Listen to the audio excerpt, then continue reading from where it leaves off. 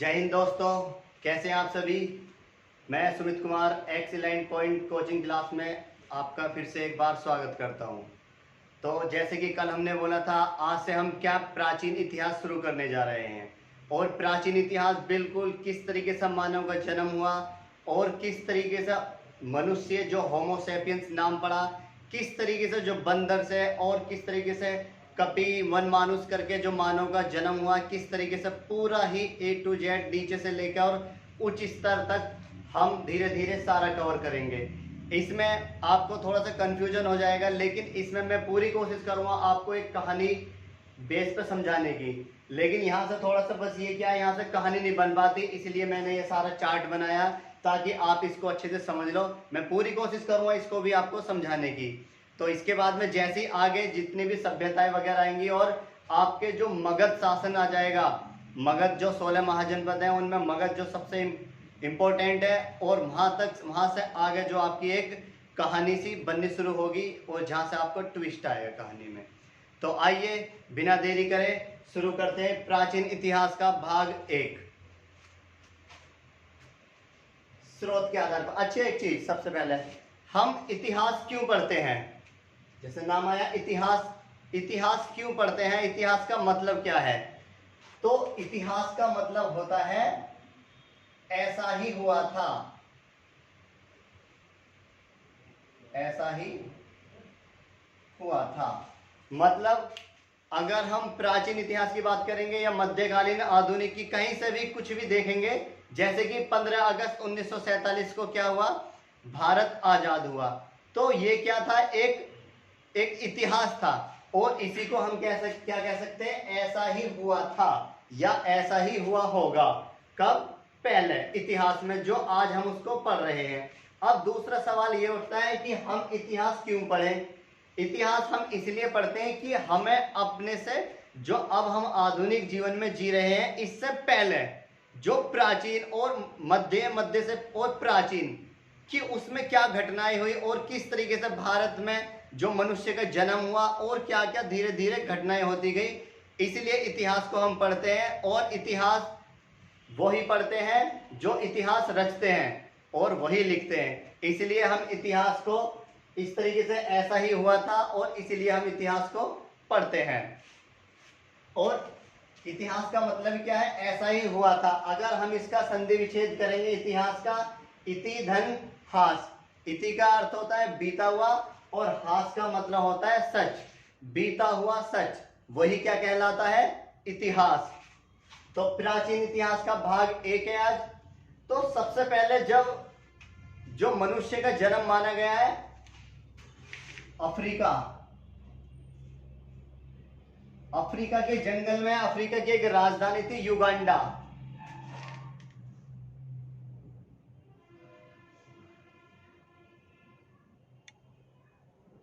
Uganda Africa की राजधानी, और इसमें सबसे पहले एक मनुष्य था जिसका नाम था एडम।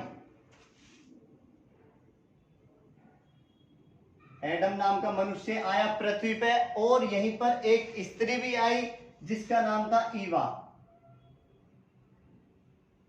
ईवा नाम की लड़की थी और एडम नाम का पुरुष था। तो इनका पृथ्वी पर सबसे पहले जन्म इन्हीं का ही माना गया। जब इनका जन्म हुआ, और इस बात का पता लगाने के लिए कि हाँ मनुष्य जो आया सबसे पहले कहां पर आया और कब आया, इसकी खोजबीन होती रही। और लगभग 1991 में भारत 1991 में विश्व में पहला मरीज पाया गया एड्स का।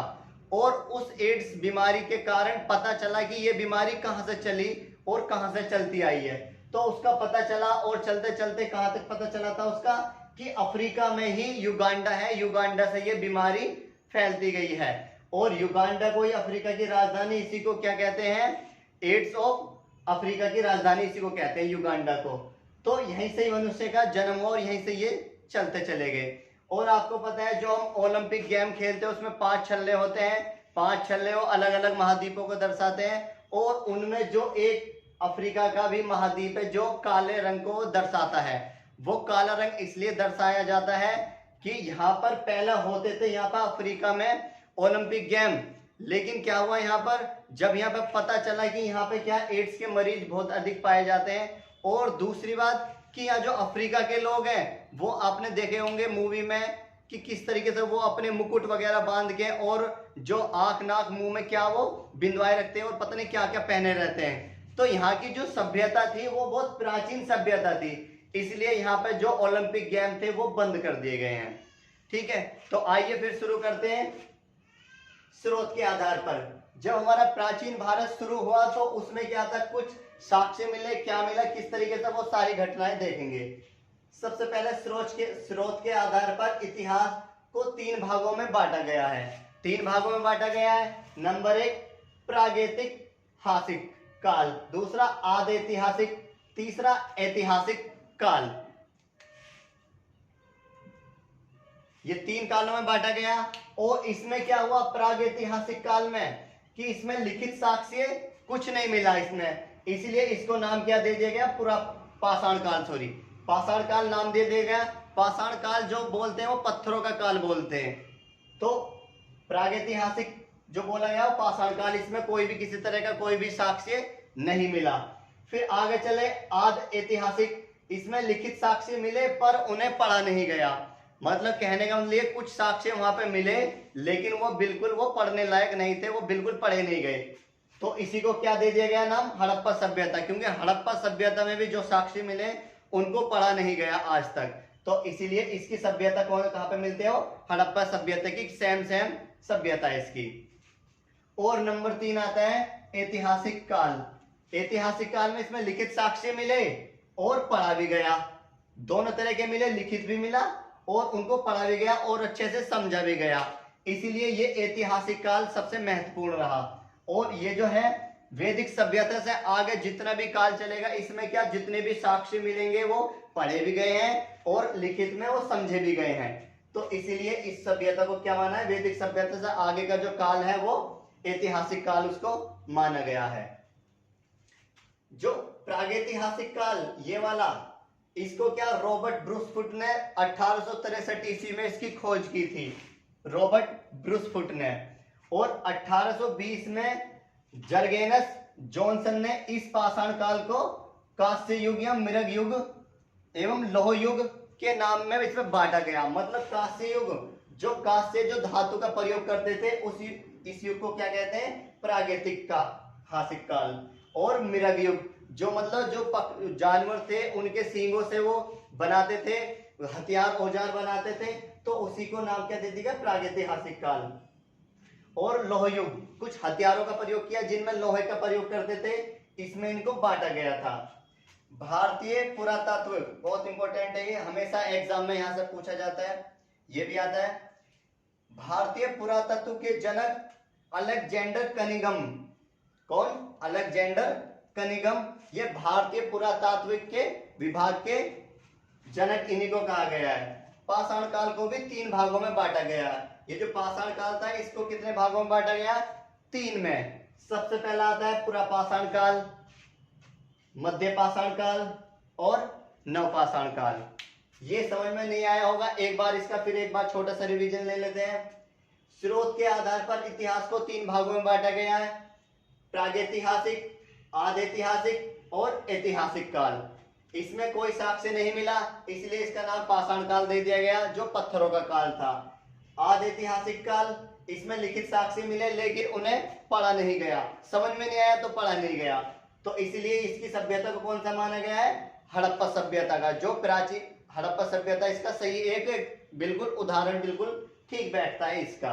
और नंबर 3 है ऐतिहासिक काल, जो लिखित साक्ष्य मिले और उनको पढ़ा भी गया, इसलिए इसको जो वैदिक सभ्यता से जो आगे का समय है वो इसका माना गया है।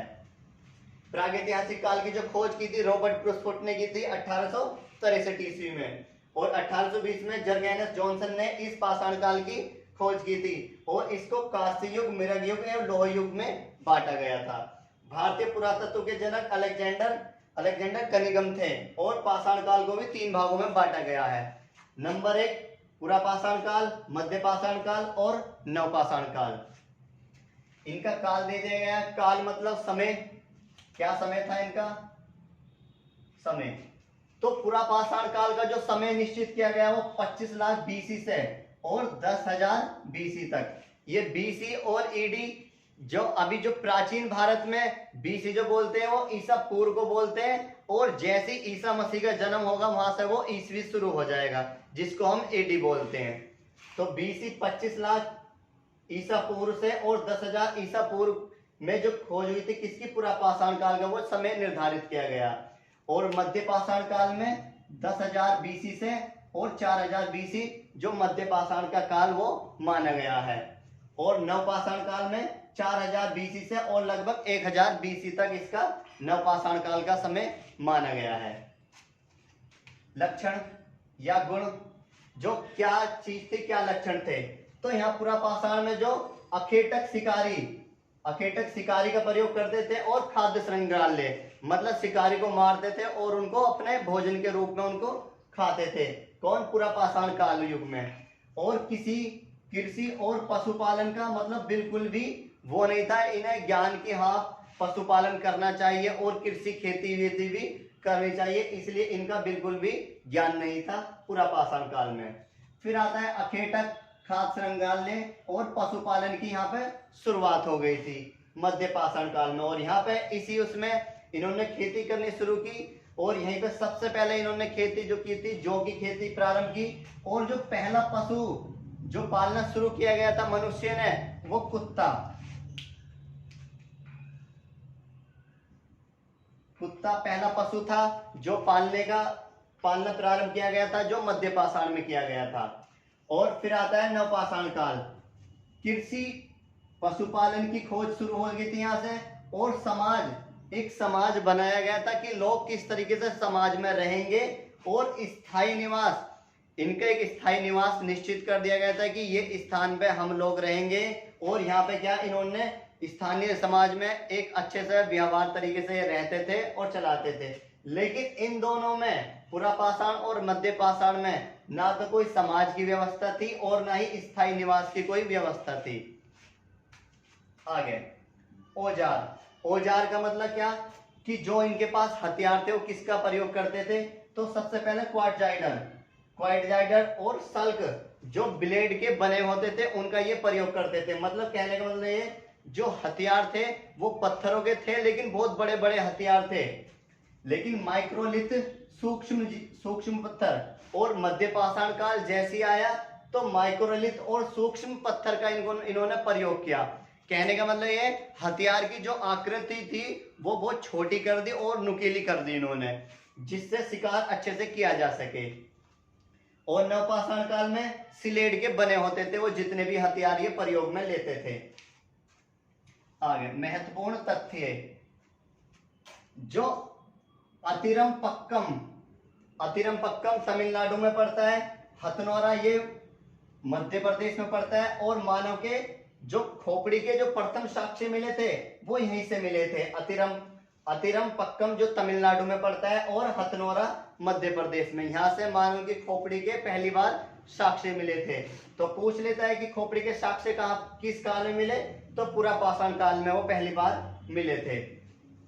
आगे, और जो भीमबेटका नर्मदा नदी के तट पर घाटी है, ये यहाँ पर इसका पता चला कि हाँ ये भी क्या थी, एक पूरा पाषाण की एक जो नदी थी नर्मदा नदी, वहां पर ये पहले भी थी। आगे यहाँ से क्या क्या मिला, चित्रकारी के प्राचीनतम साक्ष्य मिले।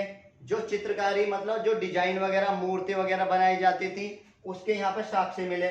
और ये जो साक्ष्य मिले थे ये चित्रकारी के, ये तीनों काल में ही मिले, प्रापाषाण काल में, मध्य पाषाण और नवपाषाण काल में जो चित्रकारी के साक्ष्य मिले।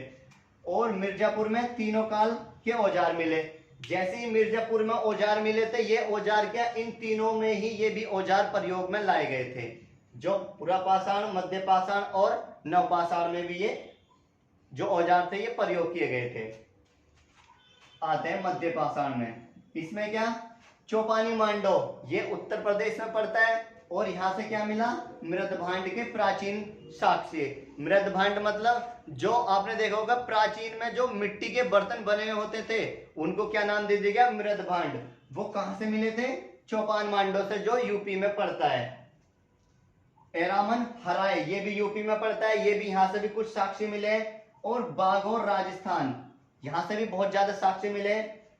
आदमगढ़ आदमगढ़ से क्या मिला, आदमगढ़ से मिला। और यहाँ से क्या, यहाँ से देखा गया कि इन्होंने यहाँ से पशुपालन प्रारंभ कर दिया गया था। और पशुपालन में इन्होंने सबसे पहले जो प्रयोग किया था वो किसका प्रयोग किया था, कुत्ते का यहाँ से प्रयोग किया था इन्होंने।